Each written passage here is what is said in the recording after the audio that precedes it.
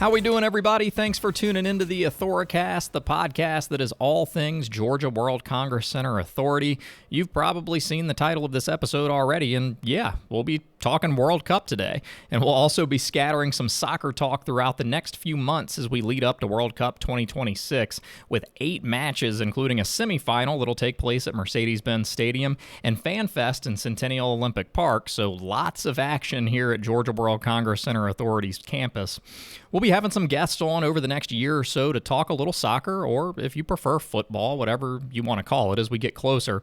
Now, Atlanta's been a budding soccer city for quite some time, and now will be the home to U.S. soccer. So we thought, in getting prepped for next summer, what better guest to talk about that and some of the excitement you can expect than someone who's been a part of the soccer scene in the city for years, Jason Longshore.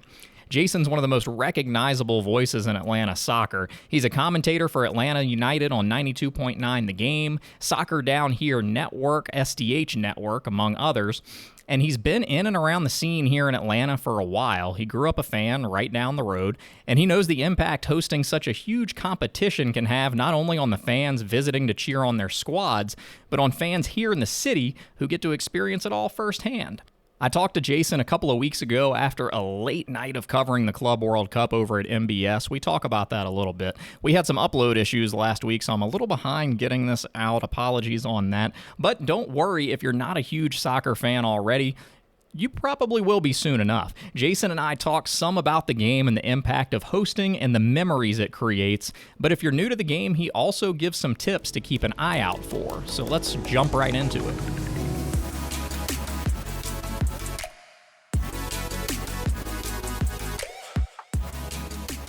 Well, Jason, thank you for taking some time to sit down and chat about a little bit of soccer when we've got kind of an intense super soccer summer going on right now, and we've got another one next summer, so I really appreciate it. Yeah, for sure. And, you know, I know, at least from what I've read, you've kind of been a soccer guy your whole life.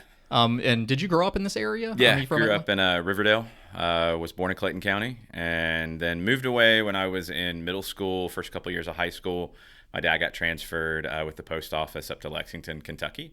Gotcha. Was there, moved back when he retired to Stockbridge. So graduated from Eagles Landing High School, and I've been in the area between here and Athens ever since.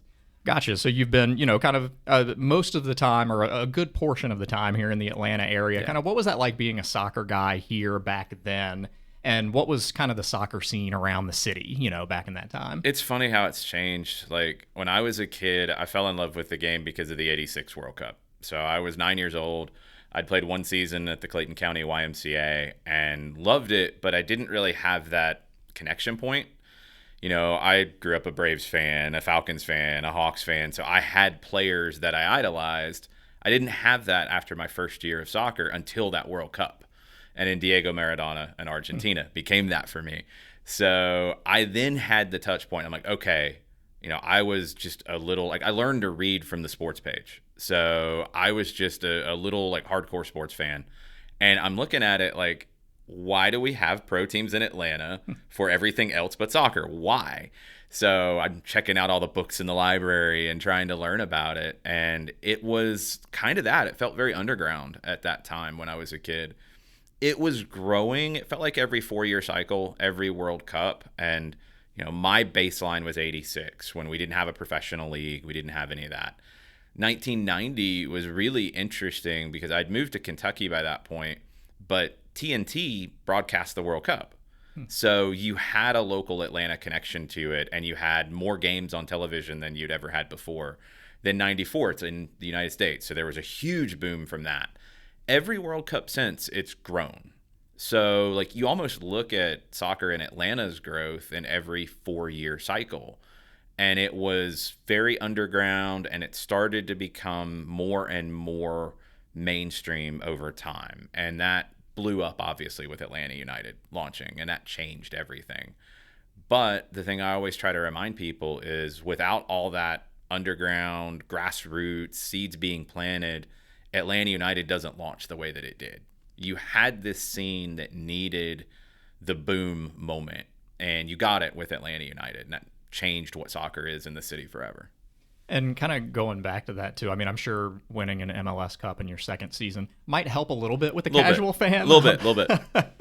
But yeah, I mean, just could you tell that it was a city that would kind of latch on to the scene like that? Yeah, I didn't know how fast it would be as big as it got. And that was the tricky thing to predict. But there was a lot of naysaying out there in the national media about it. A lot of leading soccer pundits were very negative about Atlanta getting a team, and they would look back at, you had the Atlanta Chiefs back in the old North American Soccer League, and that story is actually fascinating because they created the soccer scene in Atlanta. Mm-hmm. When they launched in 1967, you had about 200 people playing soccer in Atlanta. It wasn't an international city then. So you didn't have the international community, the ethnic communities that other cities did. So they had to create everything from scratch. And they went out and did clinics and camps and helped rec departments start soccer programs. And it went from a couple hundred people playing to tens of thousands of people playing in 5 years. And that changed it. That planted all these seeds. So then you get generation after generation after generation. So having been part of that, I see what it could be, and you had never had an owner like Arthur Blank. So I think if you were not from Atlanta, you probably didn't get how big it could be, and I understand that. But with Arthur co-signing it and saying, this is going to be a big deal, I'm going to treat it just like I treat the Falcons. And that changed, I think, the paradigm for a lot of people. And then knowing what it could be with the right leadership, with the right investment, I had really high hopes for it. Did I know that you would draw 70,000 people that fast? No, I didn't. It came faster than I thought. But I knew it would be big. And that first year, there's kind of like three things that I always remember from that launch. The first conversation I had about what the season ticket deposits were looking like. And when they were getting over 30,000, it's like, wait a minute. This is a real big thing that this league has never really seen. Then the first preseason game up in Chattanooga, and driving from Atlanta to Chattanooga for that, and seeing people for a team that had never played any kind of a game, let alone a preseason game, with car flags, with bumper stickers, with the car magnets, seeing that on the way and seeing people in red and black Atlanta United gear before the team had ever played, that was really cool. The first game, walking from the parking deck to Bobby Dodd Stadium, and seeing so many jerseys, that was crazy. Like, this team had never played a game before, and people were already kitted out, ready to go. It was just so cool. And then the first game at Mercedes-Benz Stadium, I mean, there were so many like little milestones along that launch that were amazing when you think back to it. And could I predict it? Yeah, over time, but not that fast. That was the big surprise. And I mean, I guess there's kind of people that are crazy about the Falcons, crazy about UGA and all that kind of stuff around. So, I mean, was it a little bit surprising that people latched on that quick? Or, I mean, was it kind of one of those things where it's like, hey, this is a sports town, state. So, I mean, maybe it's just that next thing, that next step, I guess, like you said, kind of putting a soccer team here in Atlanta. Yeah, I think it's twofold. I mean, this is an amazing sports city. And I think what we've seen with Atlanta sports fans, and at times we all get a bad rap, again, from some of the national folks who like to take their shots. But when something's hot, when something is good, people get behind it. And I think back to, different Falcons eras where it was clicking, it was great, the team was winning. Everybody's talking about the Falcons. The Hawks and their playoff runs over the past couple decades, everybody starts talking about the Hawks. Braves, obviously, same thing. Georgia football, any of your local college teams that get on a run, college basketball, same thing. So I always had that impression that soccer would do the same. And I think, maybe in 1996 would it have been the same? Maybe not. But again, going back to those 4-year cycles, it had just become so much more mainstream. Kids grew up with the game in a way that I didn't, and generations before and right after me didn't. It's now you find soccer everywhere. There's games on television or streaming services at all times of the day from all parts of the world. The city is so much more international than it used to be. It's also been the way that Arthur Blank intended for everything to come off as well. I think he was so intentional about it and just nailed it with, I remember a preseason Falcons broadcast in 16 where he comes on to do an interview and he has an Atlanta United lapel pin on his suit. And they ask about it and he's like, I'm really excited about the team launching. He always made sure that all of the banners with Mercedes-Benz Stadium being built had Falcons and Atlanta United right next to each other.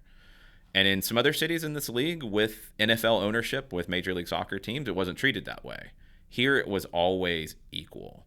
We were really lucky at 92.9 The Game as well, where our program director at the time, Terry Fox, told everybody, like, we're going to talk about this just like everything else. And I think that's what sets Atlanta apart as a soccer city, is the mainstream sports conversation includes soccer here. Whereas other great soccer cities, you can talk New York, Chicago, LA, Miami. You can also talk Portland and Seattle, St. Louis. Soccer is kind of in a separate section. It's not talked about here where, talking about college football, I remember the first big Saturday afternoon game at Mercedes-Benz Stadium, and people said, this game's in the fall. Georgia's playing down the street, and Auburn's at home too, and SEC's on CBS. The people are not going to show up. 70,000 people. People will come for a big deal, and I think we're seeing that here. And soccer's just treated just like every other sport. That's what's so cool about Atlanta, is what makes it different. And I guess kind of going back a few years, you could see it now, but did you ever think, say 20, 30 years ago, that Atlanta would end up being kind of the home of U.S. soccer? No, no, never saw that coming. And that's kind of the next step for where everything is right now. You've got, I remember the last World Cup bid that included Atlanta. It was for 2018 or 2022.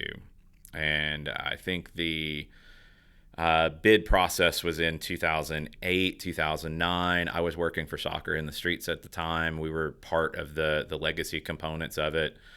And at that point, you didn't have Atlanta United. You were kind of in between the eras of the Atlanta Silverbacks playing professionally. So it felt more like a pipe dream at that point of, could this actually happen and have World Cup games in Atlanta? There was talk about a new stadium being built. So, yeah, maybe, what does it turn into? We'll just have to wait and see. U.S. didn't get those World Cups. So by the time the next bidding came around, you had Atlanta United on the ground. You had a world-class stadium in Mercedes-Benz Stadium open. It was a no-brainer that it would be in that mix. But then when U.S. Soccer started talking about what they wanted to do, being around Atlanta United, I knew that the people there really wanted to bring U.S. Soccer here. I knew that was a very big push internally to make it happen. And there's nobody else who could really compete with what we have here when we get down into the infrastructure and the nuts and bolts of it, with the airport, with the surrounding areas. And that's where it becomes so critical to have Fayette County and the land that they're able to acquire, and Arthur Blank pushing it over the line and getting it done to bring the first time ever a U.S. Soccer national headquarters that they've never had to our area. So that means we're going to get more national team friendlies. We're going to get the men playing games here, the women playing games here, the youth national teams training here. And that's just going to continue to grow the ecosystem. And speaking of kind of the worldwide events and stuff, I've been trying to do the math in my head while I've been thinking about this question. 1996, were you in town for the Olympics? And so, how do you kind of compare that to what folks can expect next summer for the World Cup? I know it's, one sport, but it's going to be the whole world, at least for a few hours on those match days and stuff like that. And then, the different countries that'll be involved. But just what can folks expect kind of from that national stage that Atlanta is going to be thrust into, this summer right now with the Club World Cup, but then next summer with the FIFA World Cup? It's going to feel a little different than the Olympics did because that was constant activity in Atlanta. World Cup, we've got 8 games, but the time span of those games and then the tournament happening in other parts of the country, it's longer than the Olympics. The World Cup is a bigger event for the world than the Olympics. More countries participate trying to qualify. It's it's the biggest sporting event in the world. And the 8 games that we're going to have here, it's the equivalent of 8 Super Bowls, probably more, honestly. It's going to be crazy. Like, it's going to be so crazy. I think we've gotten a taste of it with the Club World Cup, which is a brand new event, and people had all kinds of different expectations. And I think some people tried to downplay it initially and weren't sure. A lot of the European media weren't all that excited about this tournament. Maybe that bled into our U.S. soccer media. But I think if you've been in the stadium for the PSG Miami game, if you've been in the stadium for other games, I mean, Dortmund and Monterrey last night, the Mexican fans were amazing and loud, and you're getting that aspect of all of these folks that are leading soccer people in the world coming into our building where we get a chance to be on a regular basis and just being in awe of the facility. Pep Guardiola, one of the greatest managers in the history of the game, just started raving, unprompted about how great the stadium was and how much he was looking forward to it. It's gonna be something that there's not very many cities that have had World Cup games and Olympics.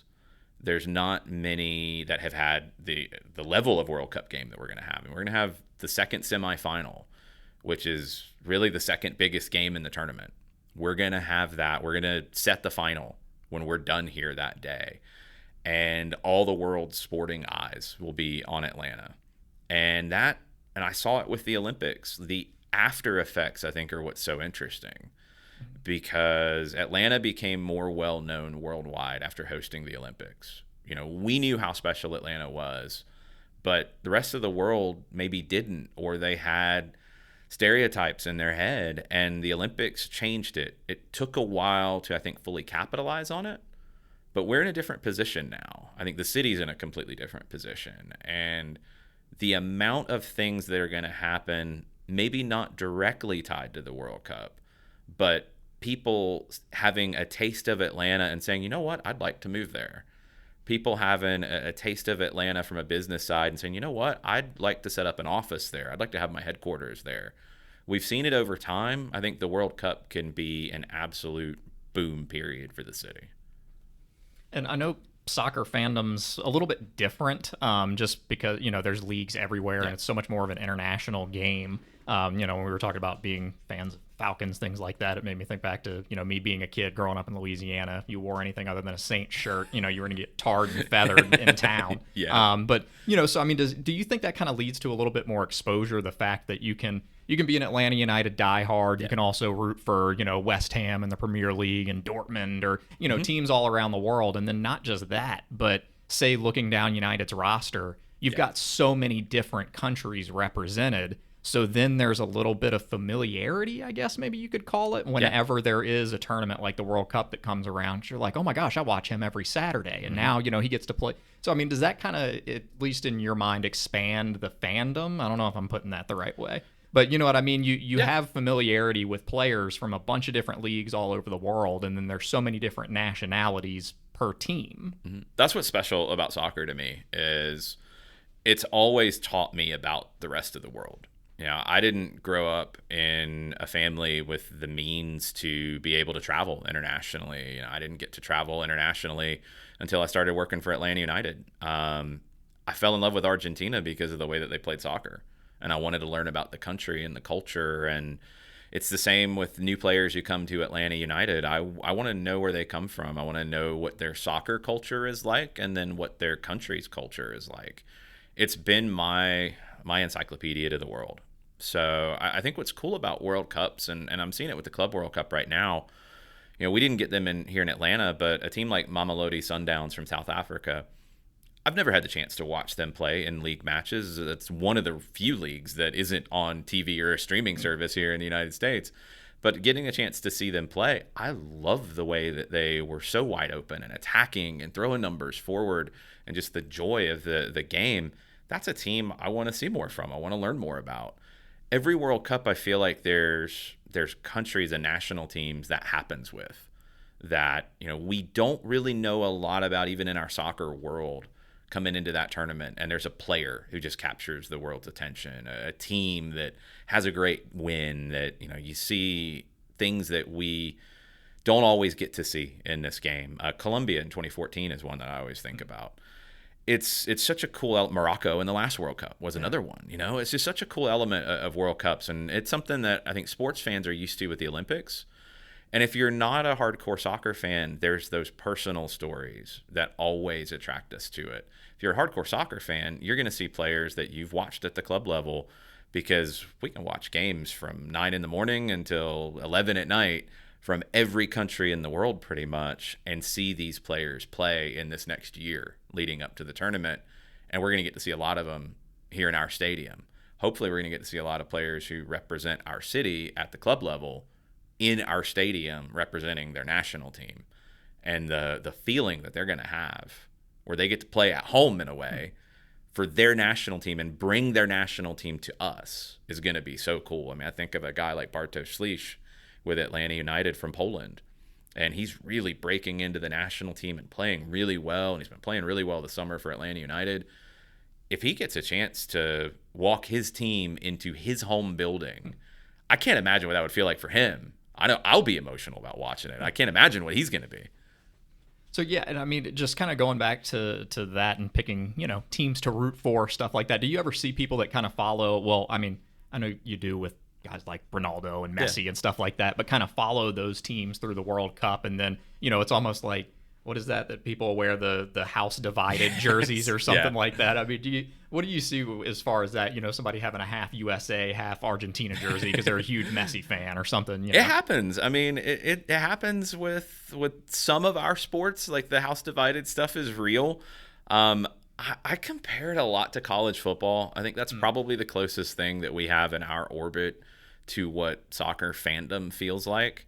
And being in this part of the world, we have our teams probably. I mean, I went to UGA, so I'm going to be rooting for Georgia nonstop. But I don't have a team in the WAC. And there's going to be times that I'll see somebody be like, I like the way they play. Cool, I'll watch them in this bowl game. I'll watch them in the playoff and see how far they get. That's soccer, and Messi has created a ton of fans of Argentina. It's the same for me with Maradona. I didn't have a touchstone to Argentina, but I love the way that he played. I love the way that his team played. They became kind of my second team. I think a lot of people have that. So you'll have some of that coming in with players that you love at the club level that are playing in this tournament. So cool, you'll root for them with their national team. But then there's always the unknown factor. A team that you don't know, that you haven't seen, you don't have any touch point for, but you watch them play and you feel it, and you become a fan of that country. And what's so cool about where the world is today is it's a lot smaller than it used to be, and you see Morocco play and you love how they work and they play, and you say, you know what, I want to go learn about Moroccan cuisine. I want to go to a Moroccan restaurant. Oh, there's great ones in Atlanta. So cool. You can get to see that now. That's what's so cool about a World Cup is it brings the world together. And in a time where we need that more than ever, this is a really big deal next year that we're all going to get to experience firsthand. And I love the part that, it brings us together. But then for those 90 minutes, of course, we're probably all, I'll speak for myself. Hey, go USA. 100%. Yeah. But, I mean, with me in the Olympics, right, I could be watching water polo. Mm-hmm. I don't know the rules. I have no idea what's happening. But for however long that game or match is, it's all USA. I mean, do you kind of see that going with the World Cup and everything, and just folks that maybe they don't really get into the game, but then once it becomes, a worldwide stage, then it's just like, I don't even know what I'm talking about, but go USA kind of thing. 100%. I've seen that with every World Cup. Honestly, since I started watching the game, I feel like every World Cup, it becomes more mainstream.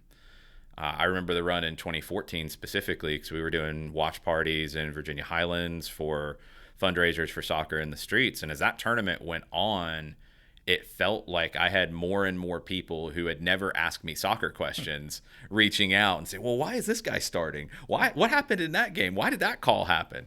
It's always such a cool moment. And I'm sure fans of other sports in the Olympics have had that same reaction.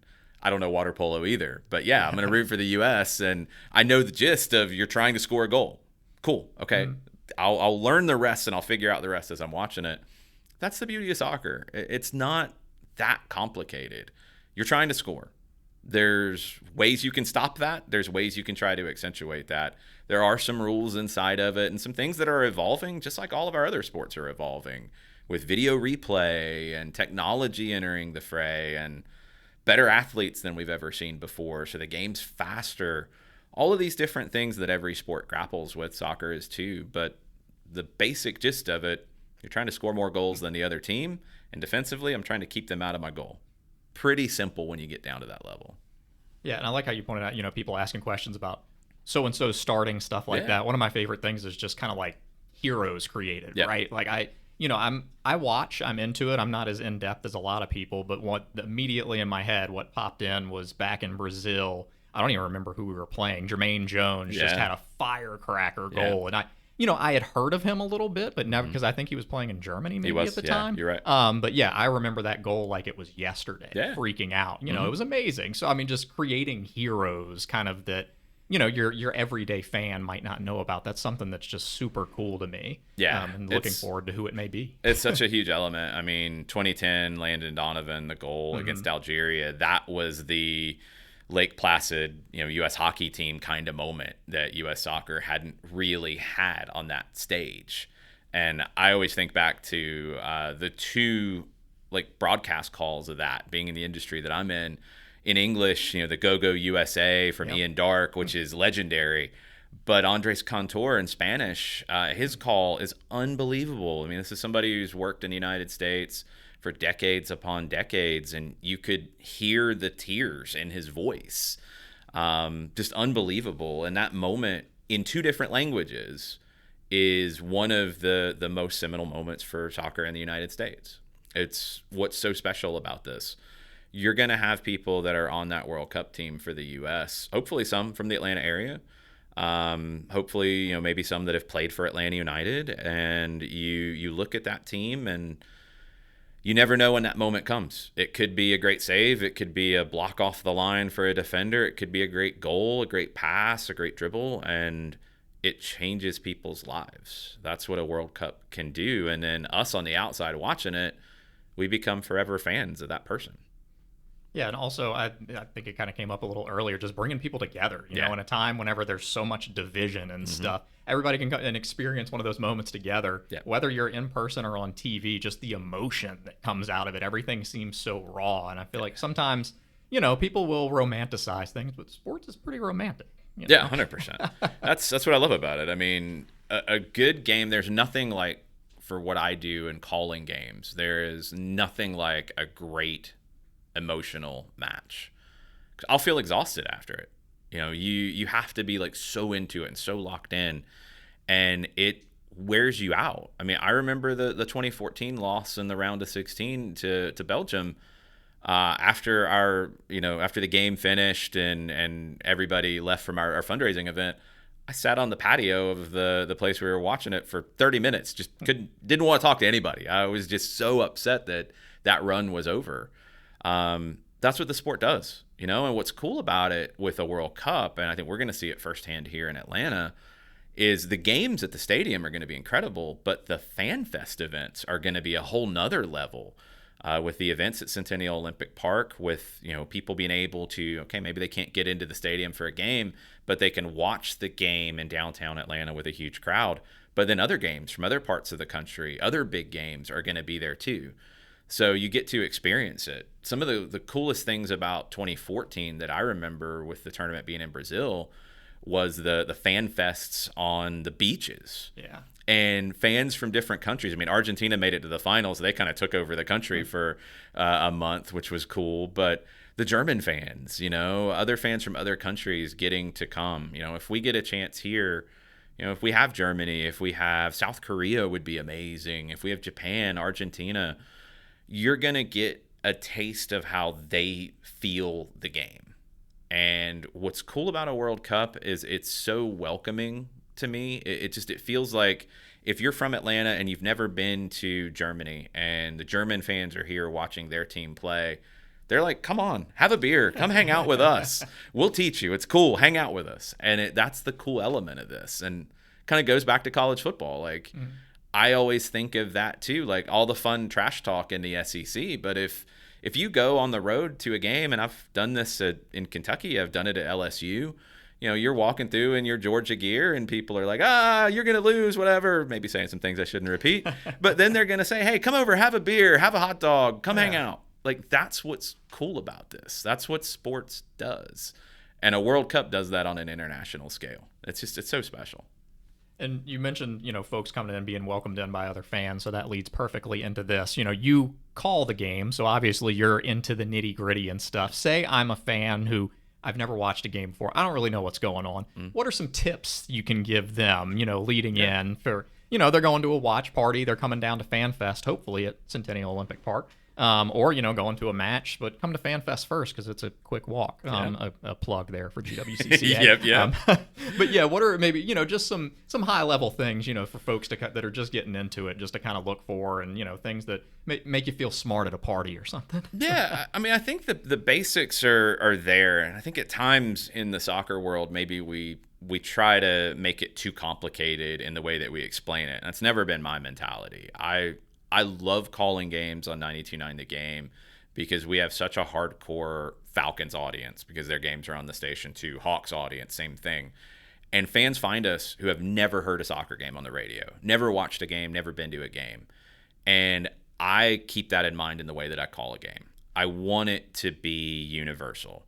I'll then try to educate and go a step further, but I want it to be universal in what's happening. I think if you're watching a game for the first time, watch how a team attacks and watch how a team defends. I'm always looking at teams I don't know of kind of a rough shape of how they're attacking. Do they like to attack through the middle? Do they like to attack through the wings?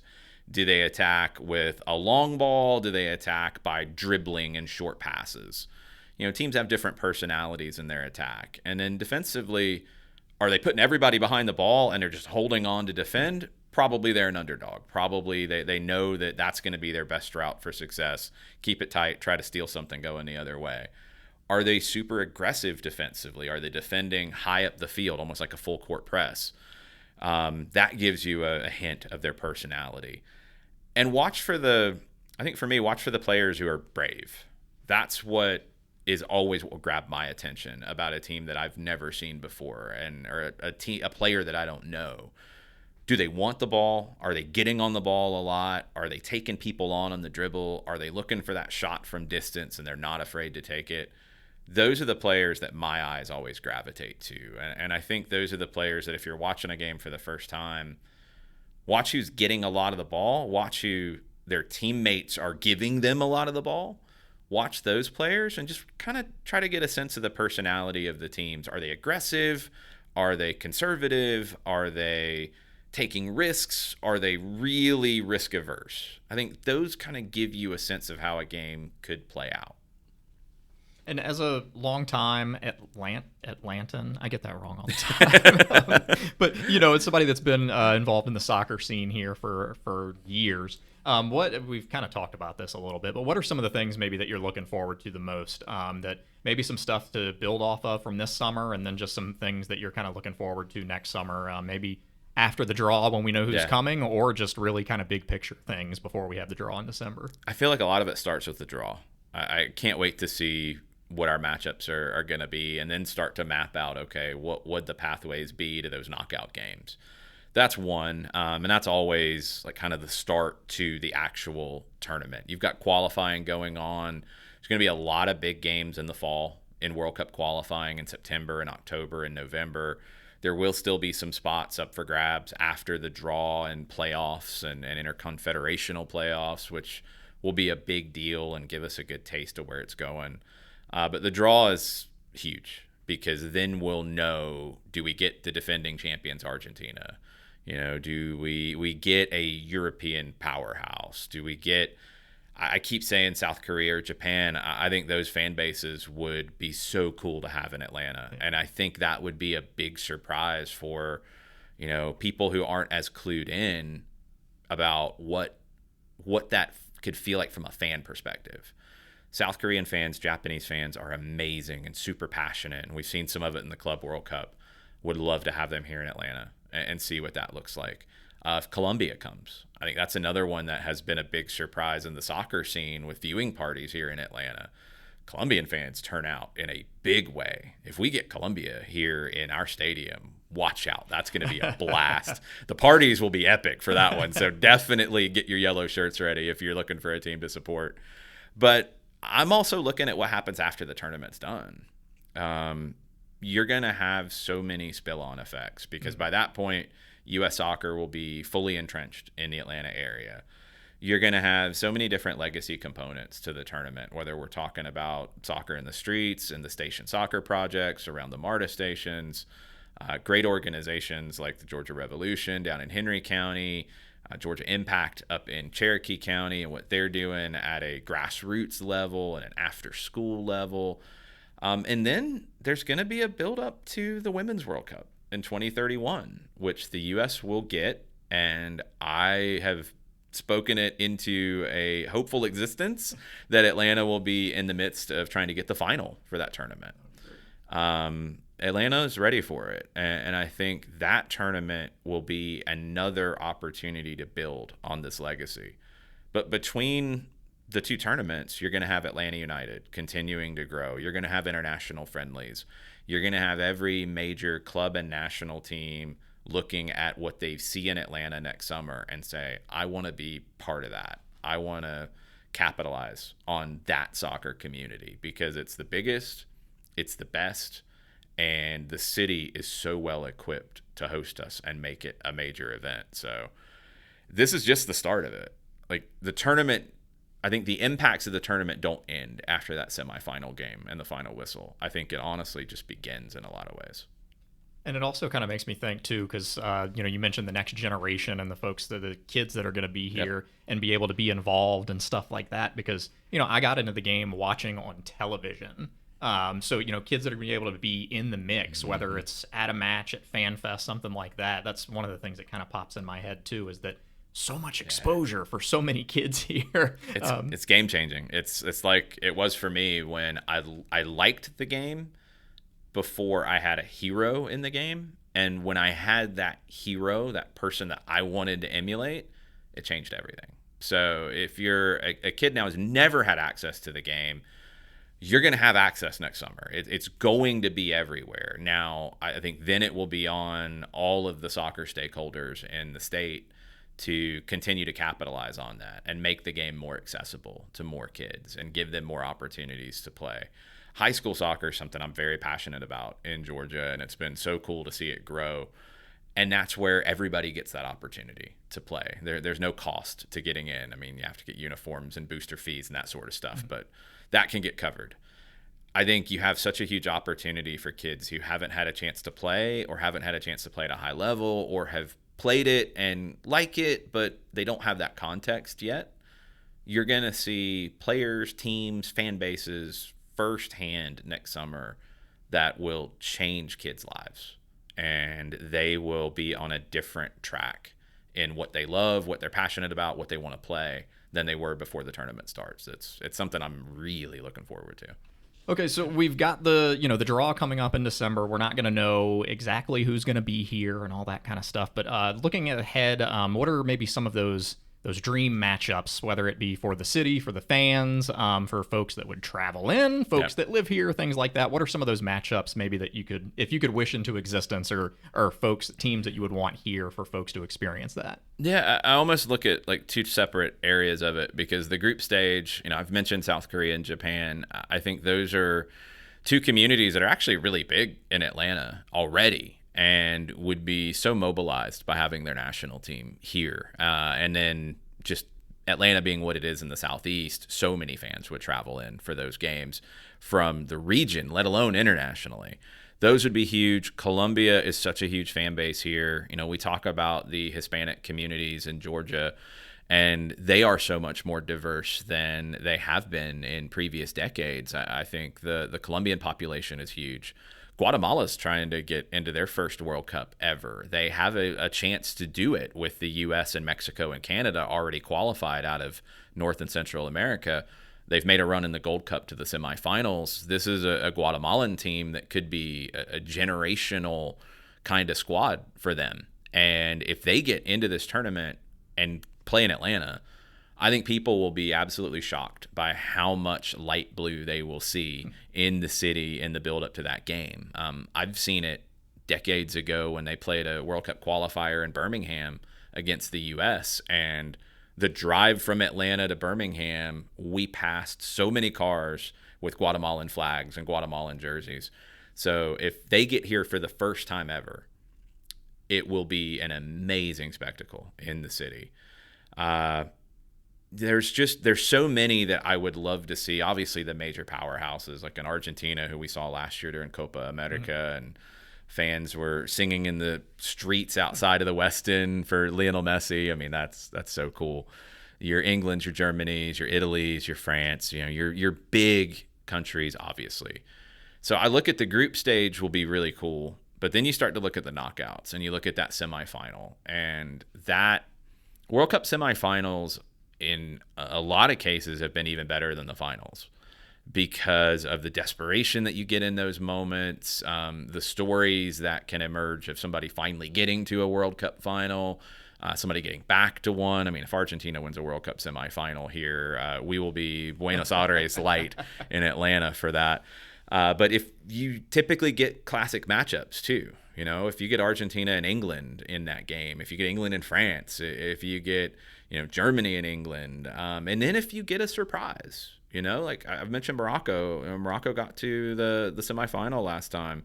If you get somebody like that, every fan of that team will find their way to Atlanta for that game. Not all of them will fit in the stadium. They'll be at Fan Fest. It will be just an incredible scene. So we're really lucky that we're going to get all of this next summer. And I think for people who are passionate about it like me, we have to not take it for granted, and we have to pinch ourselves occasionally and remember, like, the world's going to get to experience what we get to experience on a regular basis with Atlanta United games and the stadium and just the scene around it. But for people who aren't as hardcore into soccer, this could be the event maybe that changes your perception on it, but also maybe changes your perception on different countries from around the world, because you're going to meet people from everywhere. You're going to get to have a beer and have food with people from everywhere, celebrate games with people from everywhere, from all around the world. It's just such a cool, special event that we're going to get to have, and I cannot wait for it. And Atlanta knows how to put on a big event, big sporting event and stuff like that. And it kind of made me think about it whenever you were talking about Guatemala, because if they do make the tournament, they are here. You get a win in Atlanta, something like that. I mean, that's something that the city of Atlanta is special to you for the rest of your life. Yes. You know what I mean? So that I don't know why that popped in my head. No, I was like, that's something so cool that yes. becomes a core memory of somebody, an experience here in Atlanta. So super cool. Yeah, that's such a cool factor of World Cups, where you have those memories. And like Mexico City is special to Argentines because they won a World Cup there. Qatar is now special to Argentines because they won the last World Cup there. So countries that would have no connection, they do because of this game. And that's what's so incredible about all of this, that we're going to get to have it firsthand and get to experience it. And I think the flip side is people are going to get to experience Atlanta. And, we being here, we know how special this place is, whether we've been here our whole lives or we're new to the city. Once you put down your roots here, you're an Atlantan and you're part of the family.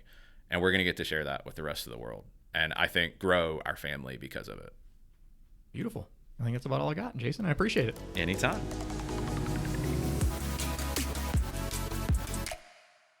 So yeah, huge would be an understatement for what we're looking forward to next summer, but I guess that's the word I'll use. Huge.